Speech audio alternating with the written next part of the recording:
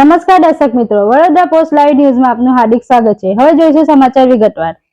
સુરત પાલિકા લિંબાયત ઝોનમાં આવેલા કબ્રસ્તાનમાં પાલિકાની ડ્રેનેજમાંથી કલર કેમિકલ વાળું પાણી ઘૂસી ગયું હતું। ગઈકાલે રાત્રે લિંબાયત કબ્રસ્તાનમાં કેમિકલ વાળું પાણી કેટલીક કબર અને વૃક્ષોની આસપાસ ફરી વળ્યું હતું। આવા પાણીના કારણે વૃક્ષ અને કબરને નુકસાન થયું હોવાનો આક્ષેપ કરવામાં આવ્યો હતો। કબ્રસ્તાનમાં આવા પ્રકારનું પાણી ફરી વળતા મુસ્લિમ સમાજની લાગણી દુભાઈ છે અને તેઓએ વિરોધ પ્રદર્શન કર્યું હતું। આ સાથે એવી પણ ચીમકી આપી હતી કે લિંબાયત ઝોન ભાજપ કાર્યાલય હોય તેવી રીતે કામગીરી કરે છે। હવે આ પછી પ્રકારની સમસ્યા થશે તો ઝોન કચેરી તાળાબંધી કરવામાં આવશે તેવી ચીમકી આપવામાં આવી હતી। સુરત પાલિકા ઉધના લિંબાયત સહિત અનેક વિસ્તારમાં પાલિકાના ડ્રેનેજમાંથી કેમિકલ વાળું પાણી આવતું હોવાની અનેક ફરિયાદ છે। આ ફરિયાદ બાદ પાલિકાની સંખ્યાબંધ તપેલા ડાઇનિંગને સીલ કરી છે।